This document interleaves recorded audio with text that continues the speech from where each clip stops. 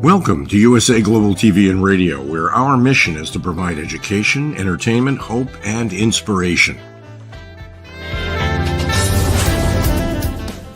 USA Global TV and Radio connects you with experts and audiences all around the world every single day to help you succeed in business and to live a richer life. Visit us at usaglobaltv.com to learn about career and life-changing training and mentoring programs like the Listening Mentor. Subscribe to our newsletter to stay informed about our special programs and offers. Discover how you can become a guest on one of our shows or a host or producer of a USA Global TV and Radio show of your very own. That's USA Global TV and Radio, where the doctor is always in.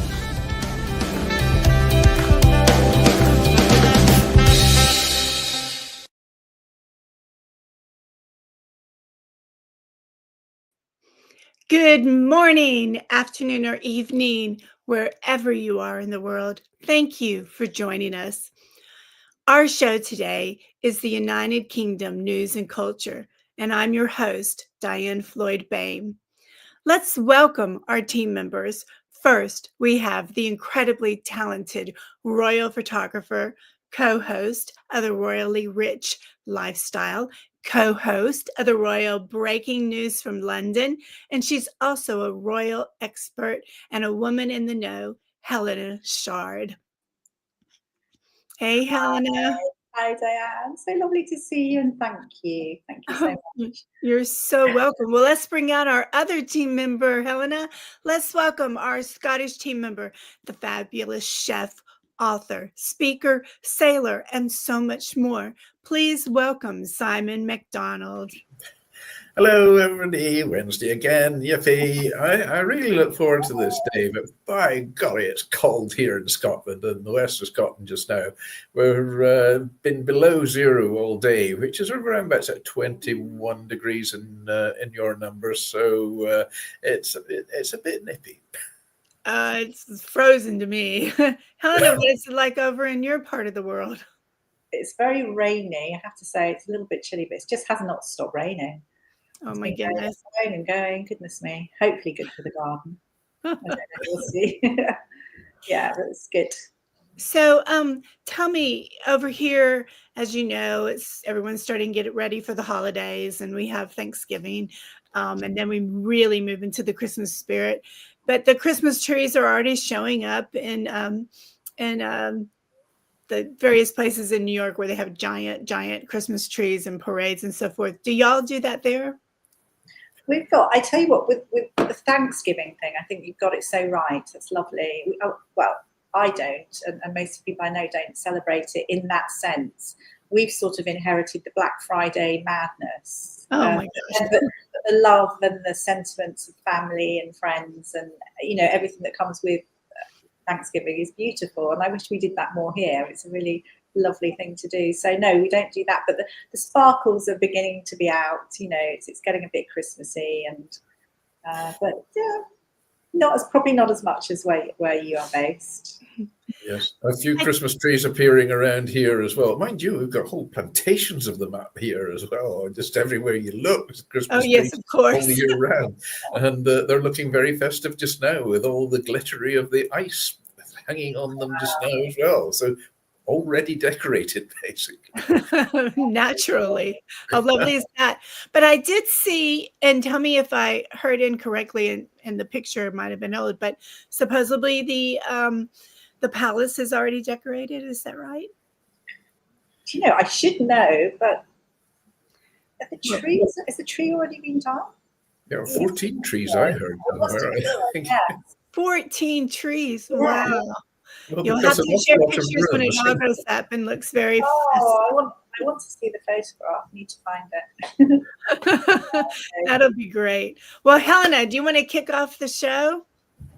I can do. So I have chosen a few stories just as a small royal roundup. So my Helena's Royal Roundup. So I can kick off just by talking. There's so much going on at the minute. And also we have to sort of sift through a lot of negative things as well, sadly. It's amazing how many books, how many documentaries, how many, and it's sort of what with our political system, the whole thing of cost of living, which I know is similar in the States. I think people are feeling the pinch and feeling quite grumpy. So it's nice to be able to talk about Christmas and various things and some loveliness. Yeah, so I have just a few little stories, not too many, and I'll get going. Shall I start now? Yes, please. Brilliant. Okay, so I'm going to begin with. I think this made me chuckle. Actually, it made me chuckle yesterday as well. So these lovely new rugged images of Prince William training with the Welsh Guards. Now, royal fans are swooning. He's in military uniform and he really does look like one of my dolls when I was younger, I have to say. So royal fans are in a frenzy. So he stepped out in military uniform for his most recent royal engagement. He's the first battalion Welsh Guards, the colonel, sorry, of the first battalion Welsh Guards, and he was at Salisbury Plain with the Guards. They're actually, at the moment, they're carrying out live firing training. It's interesting because I normally get to see them when they're on ceremonial duty and almost forget that actually, they're actually in the army, the fields, come to train as well. So interesting to see. Prince of Wales joined in, but everyone's loving his new look. And I love the fact, in fact, a lot of American fans have sent their love, and they're saying that Prince William is aging like a fine wine. I think he'd take that. I do. I think he'd take that. Anyway, so interesting. I think they're learning how to use various things, transitioning back, training, so personnel also understand how to use different systems, ensure safety and competency. So really lovely to see Prince William. I'm trying to remember what my doll was called. I can't think. It's ridiculous. It's a very simple name. Anyway, looking very much like it. And I'm just going to speak as well about King Charles, who I feel is doing incredibly well. I just feel that sometimes he's given a bit of a raw deal. And he is such a good-hearted man. And I think as well, in thinking that he's still undergoing his cancer treatment, people were quite worried when he was away abroad fairly recently that he was quite tired, obviously, understandably. But brilliant to see him at the Royal Variety Show at the Albert Hall last week. He has such a positive mindset, and I think that's what I wanted to say as well. That it's for all of us. He's incredibly strong despite everything. And I think no matter what situation you're in, to try and make the best of it. Now, this event was for the Royal Variety charity, and each year, it's a yearly thing, roughly over 150, I think it's 152 million this year that tuned in to watch it. So enthusiastic, he was engaging with everyone, laughing. He sadly didn't have Queen Camilla with him because she has a chest infection, although she's been doing things during the day, in the evening. I think everyone knows with chest infection, it's not great. So despite everything, he was brilliant on his own. He was engaging with young people, and he was clearly nervous meeting him and putting them at rest. He was talking to, I think, Amanda Holden and Alan Carr were hosting, and they were saying how charming and brilliant he was. And also, I think they had a comedian, Matt Ford, who was, I think, playing Donald Trump. But anyway, everyone was laughing, and good fun was had by all. And I think also Sir Elton John and also David Furnish, they actually presented a musical number from their new show, The Devil Wears Prada, so with the cast. And I know that I wanted Dr. JACALYN to see that when she was over here recently, but we didn't manage it, and I hope to see it very soon. I think it's going to be great. Anyway, so that's King Charles. Hurrah for King Charles. I think as well, moving on to Queen Camilla, because she's not been able to fulfill some of her engagements. But this was lovely. This tickled me. It was quite a rare moment where Princess Anne, her sister-in-law, and her spent some time together. They actually worked together, which is rare. And she's obviously period of ill health, etc. But Princess Anne, in fact, she accepted an honorary doctorate in literature. So I think that's a really great accolade. Princess Anne, who serves as Chancellor of the University of London, was there, gave it to her, and I think what was so lovely about it is it was quite deferential. I think that's the word, that although the Queen is higher ranked, she sort of showed deference to Anne, and I think Anne then tried to sort of correct it in a way, and wanted her to take lead. So it's interesting because her sister-in-law's Queen was happy for her sister-in-law to take lead, which was lovely. Anyway, they had a little chat on stage, and it's a really lovely accolade, I think, for Queen Camilla, who I think has had it quite hard recently. I think there's too many books and documentaries and various things that are coming out, but I think the most recent documentary, which was sad because this came from Prince Harry's spare book. It's a little bit of a paranoid accusation, I would say. It was talking about Queen Camilla being the not so favourable wicked stepmother. I think that was what it was. And from that, a Channel 4 documentary has recently been shown the other day called Queen Camilla, the Wicked Stepmother. And, I don't think she deserves this kind of treatment, especially when she's supported King Charles and the royal family and is now obviously quite poorly. And quite frankly, it was a lot of old toot, I think, because, people talk. There's lots of people in the royal household, lots of people working, and I'm sure various information bits leak out, I guess. But anyway, really congratulations to her. She's so great with all the things, her causes that she supports, and especially I think with the literacy side with children, she really champions that children should read and get so much out of reading. So that's that. But also the Princess of Wales. Now, she, again, is working when she can. She's got a busy week next week. She's going to be involved in 2 big events. Now, obviously, the Together at Christmas annual carol service, which we're looking forward to on the 6th. But I think also there's something which will be quite a big deal for her. She's participating in the Emir of Qatar's state visit in the UK. Now, it makes me chuckle simply because she'll be meeting him with his 3 first wives. It always is very strange, obviously, because it's not our culture. But yeah, that's going to be happening. So she will be with Prince William, her husband. And then they will travel. They'll meet in Kensington Palace, actually. Then they'll both travel together, Prince and Princess of Wales, along Horse Guard parades. There'll be a ceremonial welcome for them before they meet King Charles and Queen Camilla. There's going to be presentations, the royal salute, Qatari national anthem, and the carriage procession as well. Well, they'll be met by this guard of honour. And then the princess will head home. She's not actually going to be, it's been released, she's not going to be at the state banquet in the evening. But yeah, I think it's going to be a pretty long day, probably one of the longest days that she's worked since her diagnosis, I believe.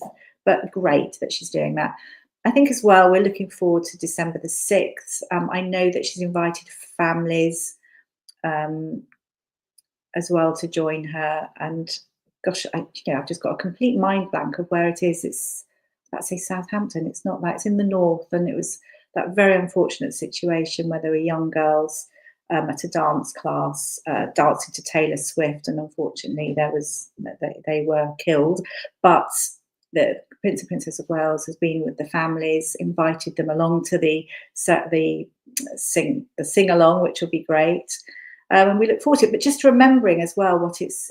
I think the theme this year is the importance of love and empathy, and it's sort of like time to reflect how we all need each other during difficult times. So kindness and empathy towards others in communities. So there we are. And I'm going to end on something which is a little bit different, I guess. But so Robbie Williams, the wonderful Robbie Williams, he's done so well. But he's got a biopic that's been released on the 26th of December.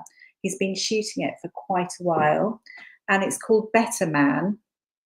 And it's to do with really losing a lot and then, making it big again. So he's got such a story to tell. So I'm really looking forward to it. He's a great friend of the royal family. But this is an interesting one that's come out because a lot of time filming. The director is the director who's the director of The Greatest Showman. So that's Michael Gracie. And they've spent a huge amount of money on.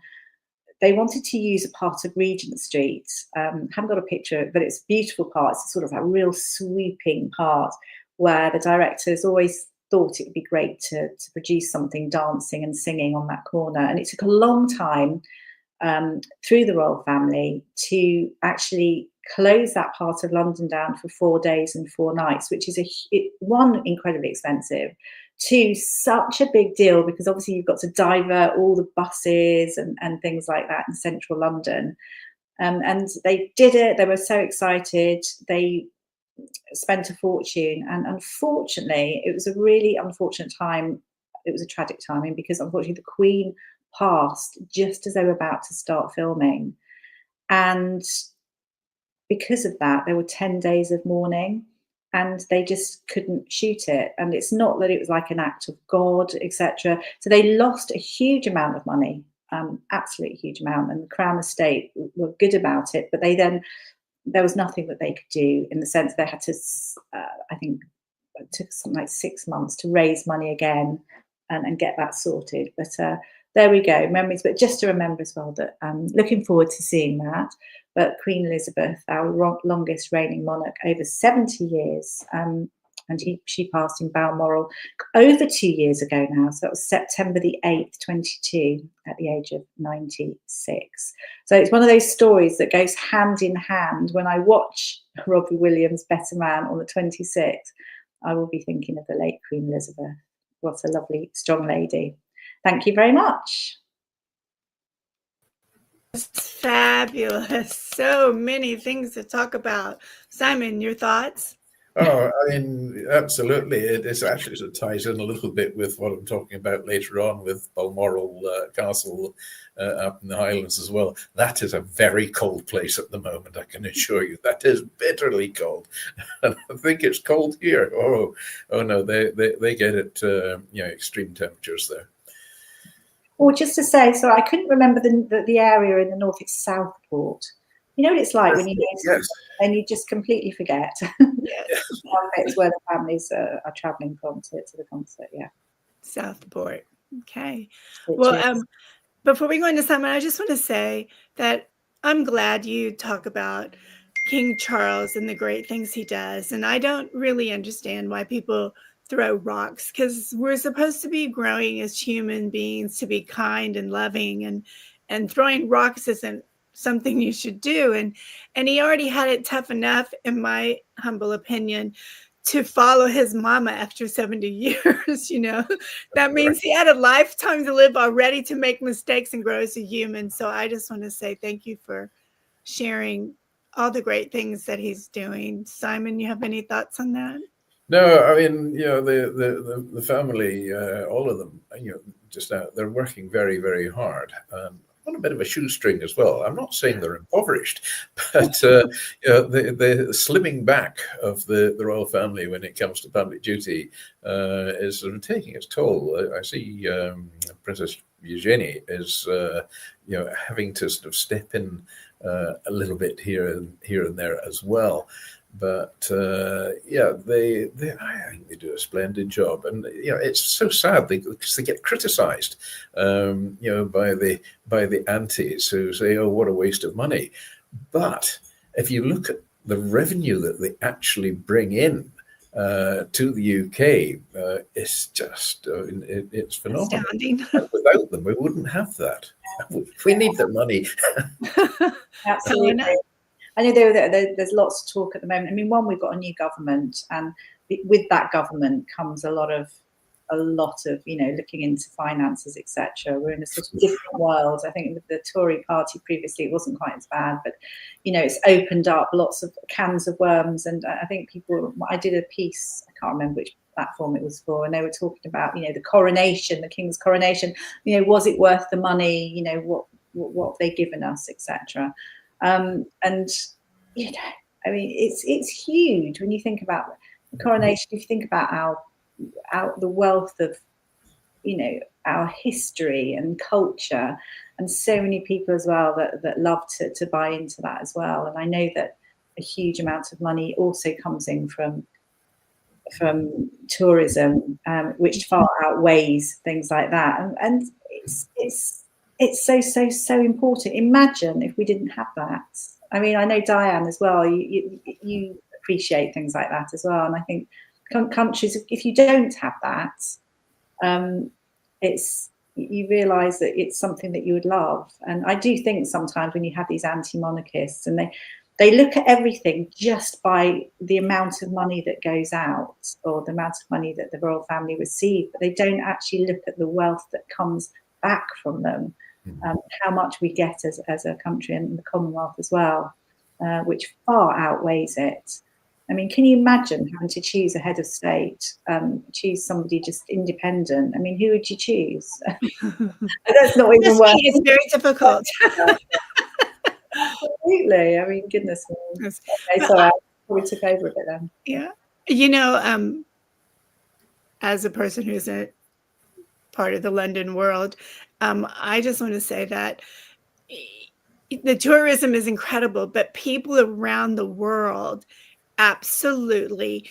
If you asked them who the Queen was, well, she was still living anyway, they would say, well, our Queen is Queen Elizabeth. And that would be my Filipino friends when I was living there. And I think I must have watched Diana's wedding, if it's okay to talk about Diana's wedding, over and over and over again, because for us, it was a fairy tale, right? And so it made you want to go to London and see the palace. And then when Harry got married, we had a huge tea, a massive tea. There was probably like 300 people at this tea, a sit-down tea, and watched the whole wedding. And y'all sparkle. That's all I have to say. Don't do anything with it. Y'all sparkle, and you. The United Kingdom, in my humble opinion, in places that I've been and traveled and witnessed, we love y'all. So shame on the mark, people who don't want y'all, because we want y'all. We do pomp and ceremony very well over here. Yes, so we should. Oh, yes. Tourism supports overseas trade. It's all a plus. It's all a big plus. That is for sure. And how lovely for Queen Camilla to receive that award, because based on some other shows, Helena, you've talked about her doing so much for reading and children, and so I found that very exciting. Yeah, it's lovely. So she's doctor now, isn't she? She's Dr. Queen Camilla. Is that such a thing? Do we have to say Dr. Queen Camilla? I don't know. You tell me the proper way to do it, and I will. But that's amazing. That's really great. Oh, great. Oh, please. Simon, you have anything to add before we go to your section?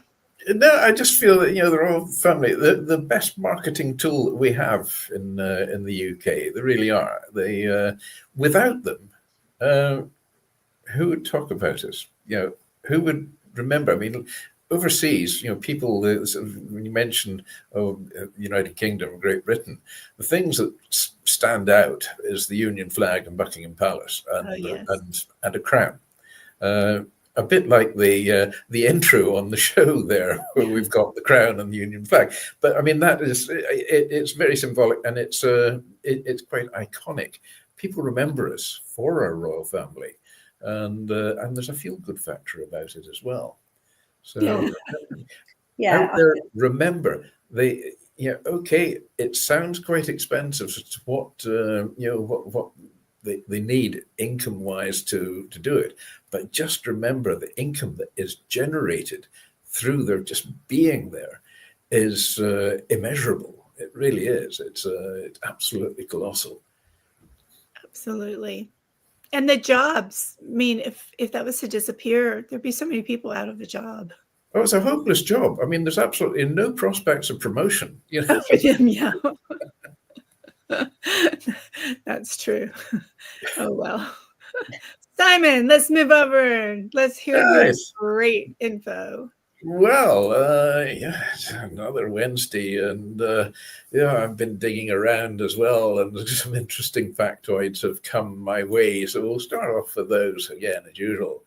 So in 2009, Stephen Hawking held a reception for time travelers, but he didn't publicize it until after the event. This way, only those who could time travel would be able to attend. Oh, surprise, surprise, nobody showed up. Well, that blew that one. Now, here's an interesting one as well. If you point your car keys to your head, it increases the remote signal range. All the fluids in your head act as a fantastic conductor, allowing you to extend the remote's range by a few cars' lengths. Well, I mean, I can just see it in the car park, and people getting the keys out like this. Whoa, don't shoot yourself. Anyway, at birth, a baby panda is smaller than a mouse. No point in pointing the key at the head of that one then. It's not going to increase the range of the cars. If you translate Jesus from Hebrew into English, the correct translation is actually Joshua. The name Jesus comes from translating the name from Hebrew to Greek to Latin and then into English. So there we go, lost in translation. And in order to protest the high tariffs enforced by a UK censorship board in the movie world, a filmmaker sent in a 10-hour movie of white paint drying. And to be compliant, the censors had to watch the entire movie. I wonder how many of them were still awake by the halfway mark. So that's today's factoids. Interesting or not, but strange but true. So there we go. So this week, I'm going to be talking about Balmoral Castle. Since we've been on the royal vein, then here we go. And Balmoral Castle, I mean, it's a beautiful place in Aberdeenshire. It'll be, as I said earlier, they're very, very cold today. But Balmoral Castle is a large estate house in Aberdeenshire in the northeast of Scotland, and it's the residence of the British royal family when they're in Scotland. The estate and its original castle were bought from the Farquharson family in 1852 by Prince Albert, who was the husband of Queen Victoria. Soon afterwards, the house was found to be too small, and the current Balmoral Castle was then commissioned. The architect was William Smith from Aberdeen, and his designs were amended by Prince Albert. But Balmoral remains the private property of the monarch, and it's not actually part of the Crown Estate, so it is a privately owned house for them, or castle, whatever you want to call it. It was the summer residence of Queen Elizabeth II, of course, who died there on the 8th of September in 2022. And the castle, it's an example of Scottish baronial architecture and was completed in 1856. And the old castle was then demolished shortly thereafter. The Balmoral estate covers an area of 53,684 acres of land, and it's a working estate, including grouse moors, forestry, farmland, as well as managed herds of deer. Highland cattle, sheep and ponies. And Balmoral was, it was first recorded as Bushmoral in 1451, which is pronounced actually Buchral in the Gaelic-speaking terms.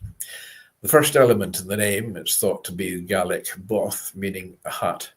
But the second part, well, it's a bit uncertain exactly what the meaning of that is. So speculation still goes amongst the Gaelic culture. King Robert II of Scotland, who reigned from 1316 to 1390, had a hunting lodge in the area. And historical records also indicate that a house at Balmoral was built by Sir William Drummond in 1390.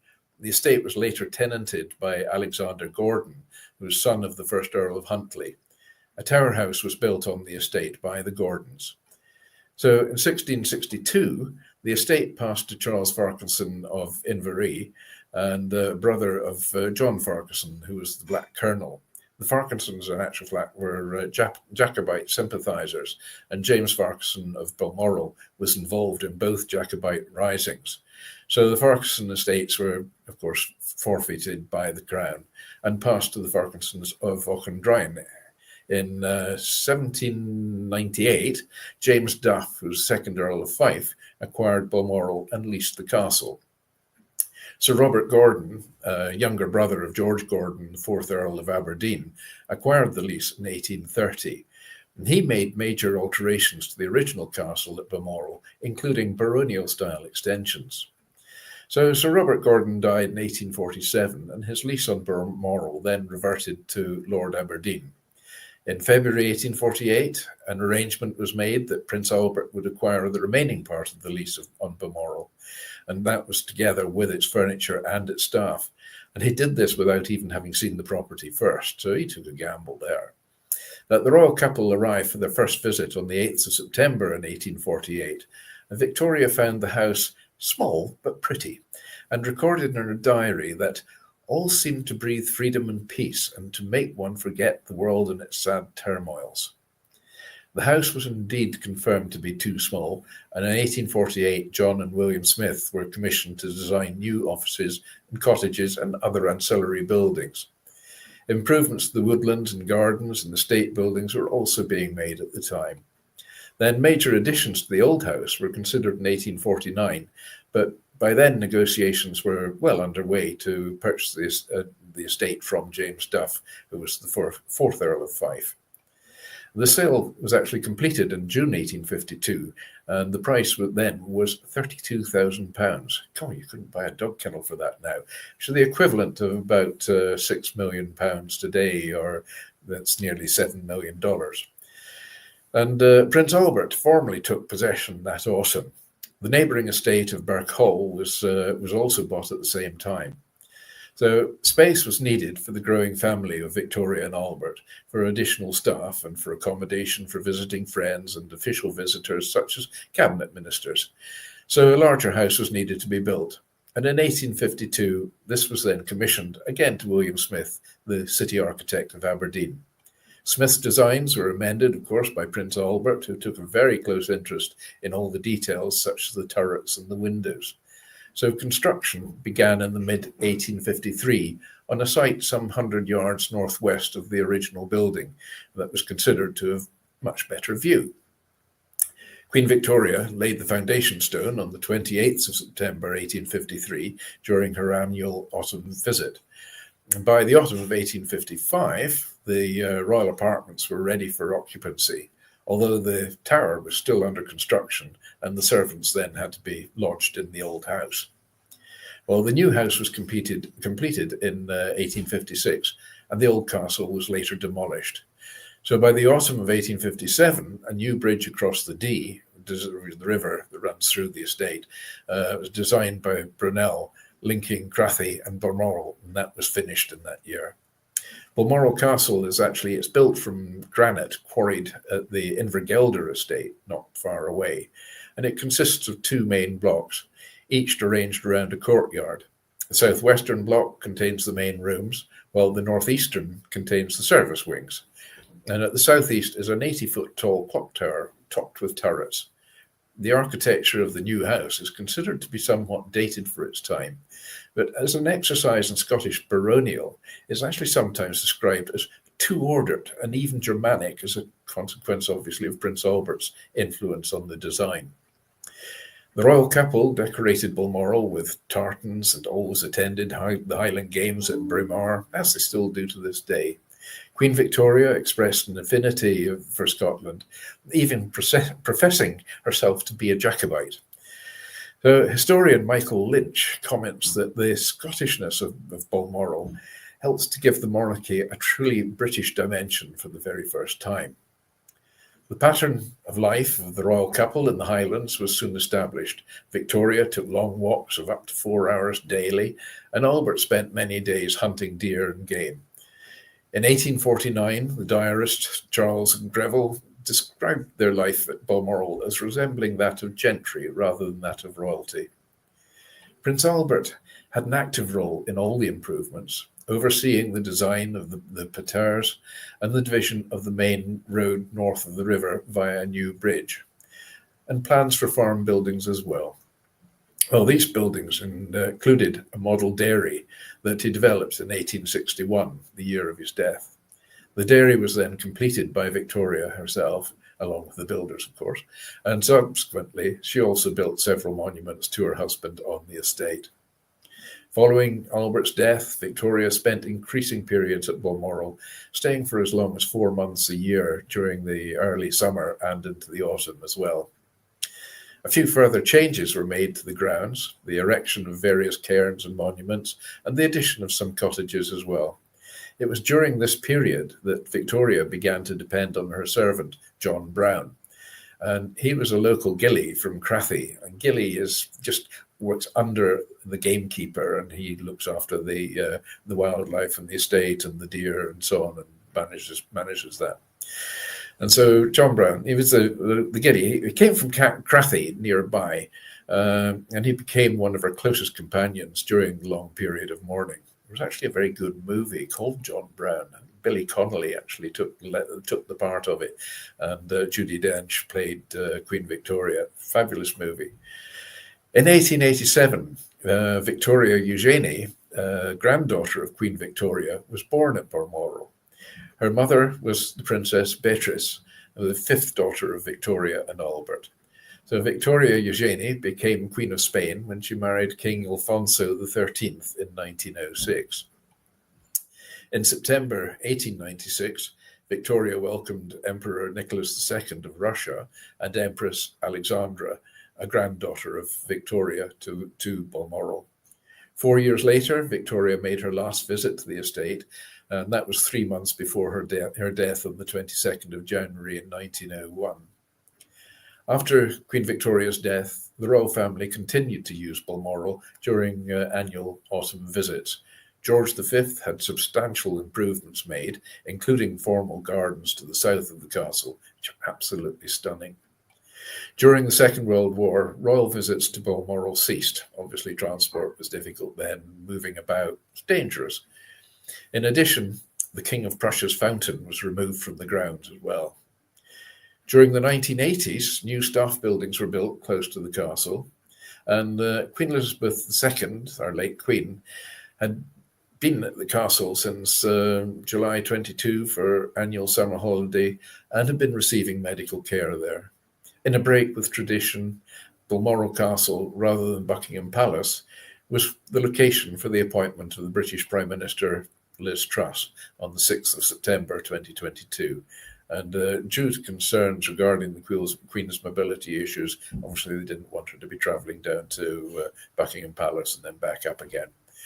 So the Queen died at Balmoral at 3:10 in the afternoon of the 8th of September 2022 at the age of 96.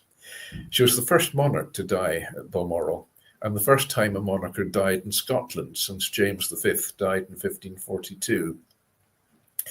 The Queen's coffin lay in repose in the ballroom of the castle for 3 days to allow the royal family and the state staff and neighbours to pay their respects. Then on the 11th of September, the coffin was transported to the Palace of Holyrood in Edinburgh for the start of the state funeral proceedings. Though called a castle, Balmoral is a typical, rather ordinary country house from the Victorian period. The tower and pepperpot turrets are characteristic features of the residence's Scottish baronial style.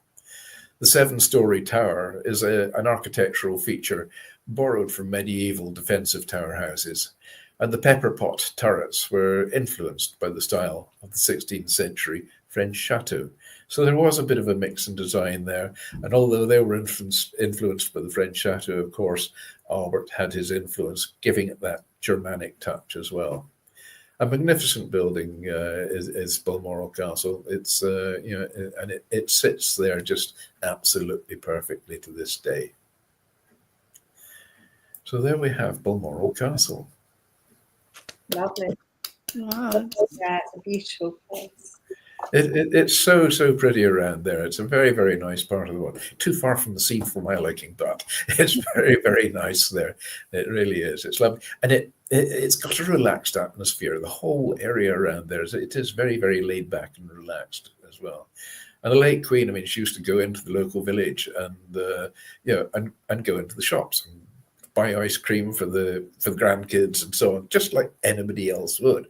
And she was very much revered there. So that's it. And she loved the Braemar games each year as well. They was absolutely passionate about that. So as did all the royals. I think Diana wasn't too keen on it, but Charles, yeah, he thoroughly enjoyed it.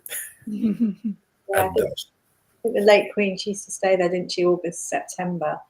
But since she's passed, I mean, the royals don't stay there. They stay maybe short bursts, but not that whole time. And although King Charles has inherited it, he doesn't really stay in the castle, does he? He's on at Birkhall, which is one of the manor houses actually on the ground. Yeah. Yes, he loves Birkhall. I mean, it's and I think it actually suits him there. I think Balmoral, of course, now they're opening Balmoral to the public at incredibly expensive prices, and you can even have dinner there as well, and it's available for weddings and receptions and functions. So, I mean, what a place to get married! It's incredible. There's actually something like 150 buildings on the estate. Yeah. It's a big estate. 56,000 acres is, is getting onto the size of a small country. I mean, it's a very big estate. Yeah. So, they've got villages on the estate basically. So. That's amazing. I had no idea. I think that's bigger than Rhode Island. Yeah, probably. That's our tiniest state in the U.S. But then Rhode Island's got more houses. This is true. This is true. Well, that was just fabulous information. I wish we had more time to really dive into the history. Oh, I mean, when I was researching the story, I mean, I could have gone on 3 or 4 times the time which we've got. Right. But, fascinating story, and I could even give you a personal story of my father's involvement there as well at the end of the war. I believe, bring that one up before. Anyway, let's have a look at what happened on this day. Yes. What happened on this day? There's lots of things happening. So there we go. I've sort of dug back in time a little bit, starting off in the year 176. The Roman Emperor Marcus Aurelius grants his son Commodus, aged 15, the rank of Imperator. There we are, you needed to know that. And on this day in 1938, Bergen County in New Jersey Sheriff's Department arrested Frank Sinatra on a charge of seduction, which was later amended to adultery. Soon after then, the case was dismissed, I mean, as one might imagine. On this day in 1973, the US Senate votes 92-3 to confirm Gerald Ford as the Vice President of the United States. And then on this day in 2017, Harry and Meghan announced their engagement. Oh, it's all gone downhill since then, hasn't it? Right, maybe I shouldn't have said that. Birthdays today, changing the subject. This day in 1746, Robert R. Livingston, the founding father who delivered the oath of office to George Washington, was born in New York City. Then in 1942, Jimi Hendrix, the American guitarist, famous for Purple Haze, and Voodoo Child, and various others, and regarded as probably one of the greatest guitarists ever, was born in Seattle in Washington. 1964, Robin Givens, American model and actress who married and divorced boxer Mike Tyson, and she survived, was born in New York City. She's 59 today. Happy birthday, Robin. Deaths today. Well, again, going back into the past a little bit. In 65 BC, Horace, the Roman Republican poet and odes, dies aged 56. In 1934, Babyface Nelson, the American bank robber who killed more FBI agents than any other criminal, was shot by the FBI in a shootout, and he was aged 25. And then finally, we've got in 2018, Steven Hillenburg, the American animator and cartoonist, famous for SpongeBob SquarePants, dies of ALS syndrome or ALS syndrome, and he was aged 51. So there we have on this day for another day. Let's see what next week brings. So many things. Some people die so young, right? They do, yeah. But then, I mean, I suppose 56 was a pretty good age, and back in the early BCs, and that's true. That's true. That's a good way to look at it. Yes, yeah. To me, 56, you're just a baby. Well, that's it. I mean, at 56, you think, well, you know, you're never going to see 2024. So what's the point in carrying on? Well, it is time to close. Any closing thoughts, Helena? Just to say happy Thanksgiving. Is it when is it? Tomorrow? Tomorrow. It is. Oh, happy Thanksgiving, everyone. I just love it. I love the fact that you guys celebrate it, and I wish that we did it more, but maybe we don't need to here. I'm not sure. I think looking at it as a giving thanks to family and friends and being kind, I think it's beautiful. So I hope you have a lovely time. Are you having to cook? No. So I since I travel, I get to donate to the turkey fund, but our family's so huge. That's such a blessing, right? That and now all the nieces and nephews want to show off their cooking, so they've put all of us into you just get to eat, and I'm like, it's fine with me. Yeah, so have a lovely time. It's not a good time of the year to be a turkey, though, is it? I mean, you just get over Thanksgiving, and then the survivors get done in at Christmas. You know? I know, and also for the new year, right? Ducks, not a good time for birds. Yeah.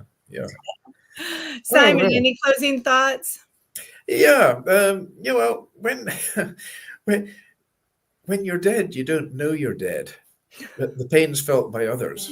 But the same thing happens when you're stupid. Oh my gosh, that's just too brilliant. I'm gonna have to re-listen to that one. Well, thank you all. You both are so amazing. I love you so much. And thank you for another great show. And to everyone watching, thank you for joining us today for the UK News and Culture. Wherever you are in the world, I hope your day is filled with peace and love. Bye for now. Have a great day.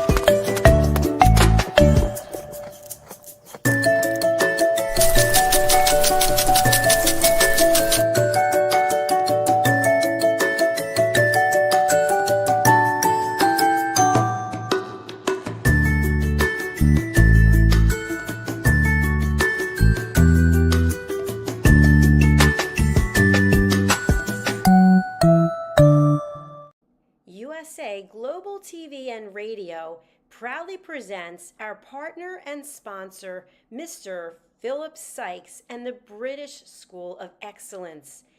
Building confidence, changing lives. And now, proudly presenting the Polished Professional. On a transformative journey with the British School of Excellence's comprehensive suite of masterclasses, crafted to elevate your professional and personal life. 8 outstanding modules will elevate you to the next level. Module 1, Exploring Life's Purpose, delves into the depths of self-discovery, guiding you to chart your unique path to fulfillment and success. Module 2, Mastering Professional Presence and Confidence. This masterclass is a deep dive into the art of self-assurance and commanding presence, which is essential for standing out in today's competitive landscape. Module 3, Learn the Secrets of Visual Impact, how to curate a personal style that amplifies your professional brand. Module 4, Mastering Professional Etiquette and Communication Excellence, navigating the nuances of corporate interaction with grace and tact. Module 5, Elegance in Eloquence. We impart powerful techniques to captivate and persuade any audience with your oratory skills.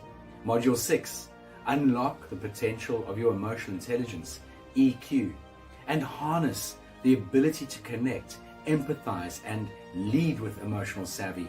Module 7, Mastering DISC, building a gateway to understanding behavioral styles, fostering better personal and professional relationships. Module 8, Mastery in Dining Etiquette, building your confidence to perfect the subtleties of dining with finesse, enhancing your social savviness at any table. Step into the Polished Professional program where poise, elegance, and excellence aren't just taught, they're instilled for life. Join us to redefine your potential and polish your professional edge. To learn more, go to thebritishschoolofexcellence.com. The British School of Excellence are investors in people. Let us invest in you.